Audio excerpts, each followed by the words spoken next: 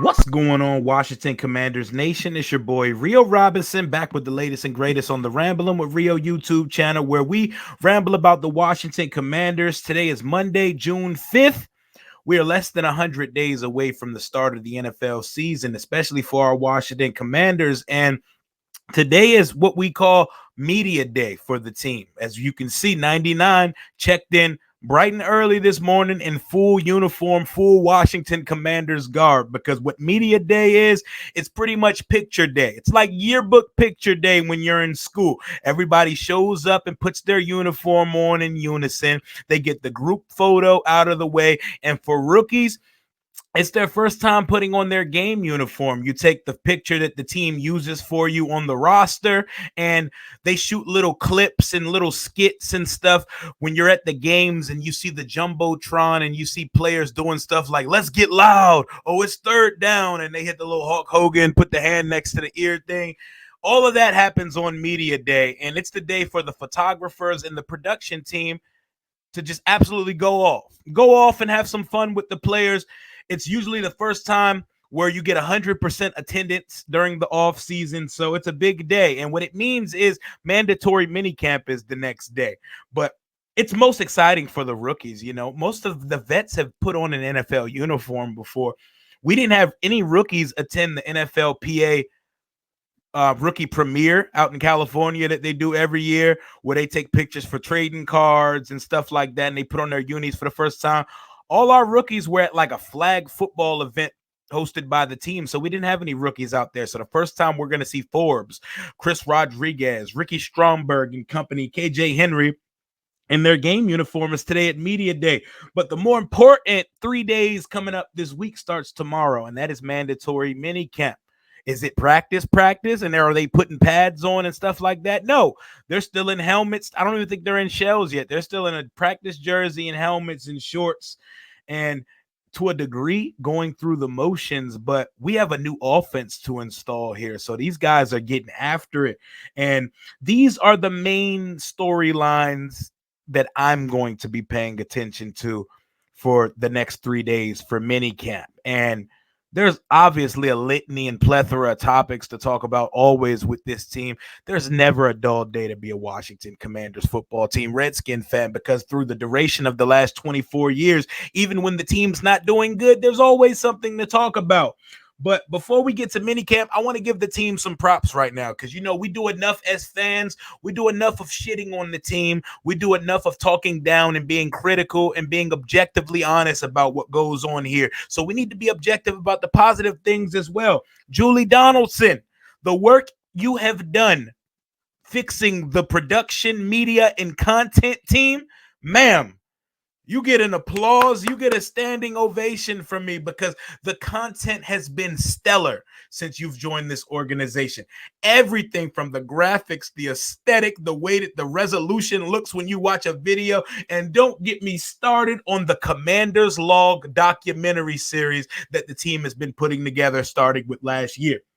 If you haven't seen the Commanders Log, go onto your YouTube, click on the magnifying glass, go to the Washington Commanders team page, and look at the most recent Commanders Log video documenting how we came to the process of selecting Emmanuel Forbes. They went and grabbed footage of his pre-draft process, of going to see his old elementary school, just going to follow Emmanuel Forbes doing down south shit. They have footage from his combine interview with the team. It is absolutely fantastic. And my favorite part is war room footage. I cannot get enough of watching NFL war rooms on draft day, seeing how general managers, coaches, brass scouts all work in unison to come to a decision to select the player, whether you want to stay in position or do you want to trade back. And we were actually trying to trade up with the New England Patriots. Watch that video again. I see people talking about the trade back. We were trying to trade up, and I think that was for Broderick Jones that the Pittsburgh Steelers ended up trading for. But yeah, because I believe that Martin Mayhew was on the phone with Elliot Wolf, who's a front office brass member of the New England Patriots, and he's talking about what will it take to get y'all to move back to 16 where we picked. But we ended up staying put. And clearly we loved Emmanuel Forbes the whole time. That was clearly the apple of our eye, and Jack Del Rio's been salivating to get an absolute gambler and thief added to his defense. I loved it. Ownership news: Josh Harris, new owner, is going to be meeting with the finance committee on Wednesday. And if everything goes well, if all the I's are dotted and the T's are crossed about the vetting of all the minority partners and shareholders that are going to be in the new ownership group, they should be able to vote the new owners and have them ratified by the 31 other owners league wide at a meeting either at the end of June or the first week of July. Let's hope that gets done. It's going to get done. It's a matter of when, not if at this point. So don't feel skeptical about it. The dweeb is gone. And after the ownership shit goes through and we finish this last week of mini camp and then our last session of OTAs on June the 13th, we go through that slog, that 6-week stretch between mini camp and training camp where we just have to starve. We out here starving for NFL content for about 5 or 6 weeks, and we got to get creative as content creators to keep things interesting, keep the topics churning out for you guys, because we are obsessed. We're all sick and we're all starving for everything football and for specifically this team, the Washington Commanders. But let's talk about my 5 main things I'm looking for when it comes to Commanders minicamp starting tomorrow, June 6th, and ending Thursday, June 8th. Number 5, coaching staff cohesion. We had a few departures, and we got a lot of new faces in the coaching staff at some important spots. Shout out to Chris Harris Jr., who moved on. We moved on from John Matsko, and Norv Turner's introverted, underachieving child has moved on, and we've brought in the EB era of Washington, and it's been a fun one so far. We haven't even started the real practices yet, and we've already been welcomed to the intensity, the detail-oriented, absolutely fun, and I guess what some would call polarizing style of Eric Bieniemy. Dude just loves ball. He gets in people's asses, but it's for a reason. He's not yelling for nothing. I want to see the EB offense. I'm watching Jahan Dotson take wildcat snaps, and we're watching guys running all types of shit. If they pull out the ring around the rosy, I might faint, man. I want to see what these new coaches bring to our offensive group. We moved Ken Zampese into a position that I've never heard of in the history of football. It reads as senior offensive advisor and game management coach. What that sounds like to me is he is Ron Rivera's personal timeout and challenge flag holder. Like, he's going to hold the physical embodiment of a timeout in his pocket and the challenge flag, and he's going to tell Ron, yeah, I think we should do that now. I think we should call a timeout, because there's games like the Titans game, the Vikings game.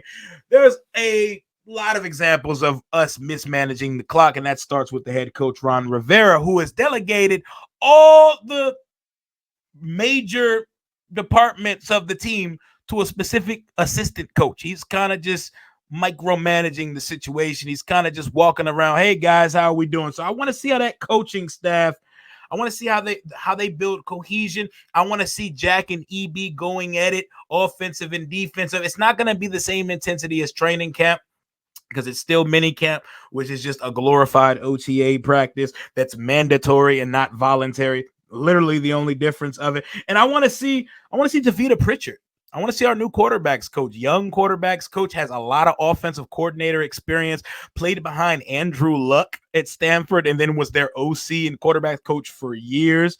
And you can already see the path that if Sam Howell's good, he's going to be getting conversations very early about getting a coaching job, because he has plenty of experience, not in the NFL, but you know how this thing works, man. I'm excited to see our new coaching staff. Next thing I'm looking forward to seeing, 99, Chase Young. I'm glad to see him in full uniform today. It's a sight that I haven't got accustomed to, because we haven't seen him in the Commanders uniform but 3 times, because he didn't come back until there was 3 games left last year. I want to see how Chase is moving. I saw pictures, clips, and videos of him working with Von Miller again, just like he did last summer, which is a guy I love to see him working with. Von Miller has some of the freakiest bend and explosion coming off the edge that I've ever seen. That's a first ballot Hall of Famer and exactly the guy you want to see mentoring your potential star edge rusher. I want to see if he worked on his hands, if he worked on his pass rush plan, his technique. I want to see how he's moving, period. I want to see if he's moving gingerly. I want to see if he's still wearing a brace. And if he is wearing a brace, is the brace prohibiting his flexibility? Is he going to show me some bend in 2023? I guess you can link Montez Sweat into this conversation too, but I know exactly who Montez Sweat is after 4 years in the NFL. And I'm still trying to figure out, is Chase Young the second coming of Jadeveon Clowney, or is there still more meat on the bone to be found out about? Pending, we shall see. Chase Young, very excited to see him, even if it's just in a mini camp capacity. I want to see him out with the starting unit. I want to see those four guys up front. I want to see Chase and Tez on the outside, Payne and Allen on the inside. I want to see it, man. I want to see those defensive guys that are going to hopefully prey on all of your offensive lines when September comes. I want to see them as a group, all healthy, moving around in good spirits, and being a group. Next thing I'm looking for, I want to see these defensive back rotations. You see that guy over there that's so fast the camera can't even really pick up his speed, the most athletic, most talented guy that has been added to our secondary this year, Emmanuel Forbes. I want to see how these rookies fit into the room, because what it sounds like to me, it sounds like Forbes is going to be starting on the outside opposite Fuller, and it sounds like Juan Martin's going to be the starting nickel guy. And that means, where does St. Juice fall in the mix here? Is St. Juice going to be working primarily in the slot on the inside, or is this going to be like a rotation by committee thing with Fuller and Benjamin St. Juice? Because let's call a spade a spade. Emmanuel Forbes is starting on the outside, bro. Yes, they're working him out on the inside right now just to get him accustomed to another position, make him a little uncomfortable, see how he pans out during these not as aggressive or intense practices. But Emmanuel Forbes going to be starting on the outside. And with all the glowing conversation Ron's been having about Kendall Fuller, it appears he's going to be starting on the outside as well. And Quan Martin seems like a plug and play dog. Everything you hear about him is good things. Both rookies are already wreaking havoc in practice. They're forcing turnovers, they're batting down passes, and they're going head up mano a mano with the dogs we have on the wide receiver trio of this team, with Terry McLaurin, Jahan Dotson, and Curtis Samuel. So I'm excited to see how these DB rotations work. I think at safety, we're safe to say that Derek Forrest, second-year star last year, and Cam Curl, who just cut the dreads, out here looking like Flex Alexander, one-on-one head ass. I'm happy to see. I want to see Cam back, because Cam is the heartbeat of this defense. The defense kind of came and went as he was injured last year. He seems like he's the glue that holds everything together for this defense. I want to see what the starting unit, what I think is going to be Defoe, Curl on the back end, Forbes, Fuller on the outside, Quan Martin and Benjamin St. Juice on the slot and in the nickel. You know, they like to move things around. But Jack Del Rio, Mega Jack, there is no excuse. The confidence is looking different. I want to see this unit flourish and become everything we expected it to be for years to come. I need to see it. There are 6 first rounders out of the 11 players starting. 6 first rounders. There's no excuse. This should be an elite unit. I don't want it to just be one of those defense that's up there like number 3 in total defense, but the eye test doesn't look like it. I want them to fucking dominate. I want to see turnovers. I want to see fields being flipped, and I want to see domination. Fuck the sack numbers. I just want them to add up to a lot. I looked at the Eagles defense last year. They had 4 guys in the top 12 in sacks last year. 4 guys over double digits. That's absurd. They had 72 sacks last year, almost had the most sacks in NFL history. All them damn first rounders we got on this defense, we should be doing the same thing here. Point blank, period. Need to see it. Number 2, the shuffling of the O-line. I'm not a big buyer of the Sadiq Charles train at left guard. And I think my guy 7th, a.k.a. Chris Ball, second-year guard / tackle out of Tulsa, I think 7th is going to get the first crack when it becomes real, When it becomes real, like when practice starts in training camp, I think 7th is going to corral the left guard position. My guy, Chris Paul. I don't believe in Sadiq Charles, man. All the Sadiq Charles propaganda, I'll believe that shit when I see it. It's like magic or witchcraft, man. Like, I'm cool on it. It could exist, it could not exist, but until I see it with my own two eyes, it's fallacy. So the Sadiq Charles at left guard train, to be determined. I think Chris Paul is going to end up being the starter there. We know Leno's the bookend.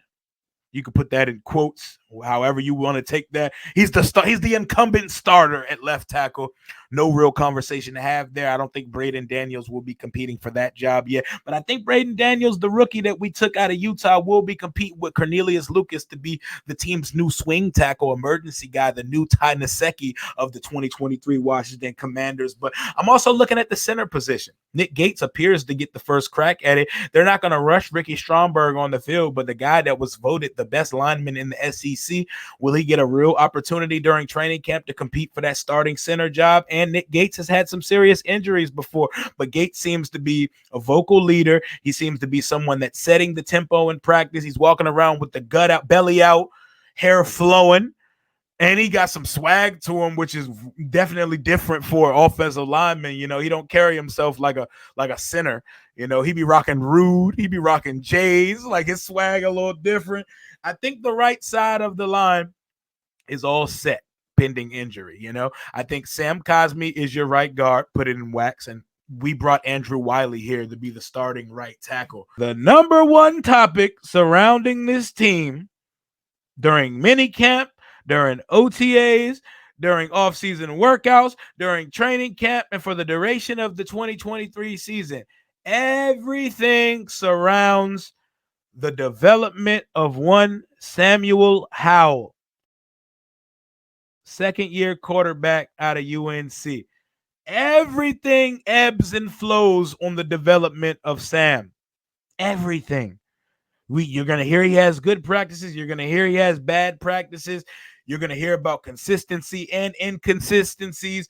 It's going to get a little bit erratic at time. And with a young quarterback, you have to let him make his mistakes and take his lumps and grow from them. And we're going to learn so much about Sam Howell.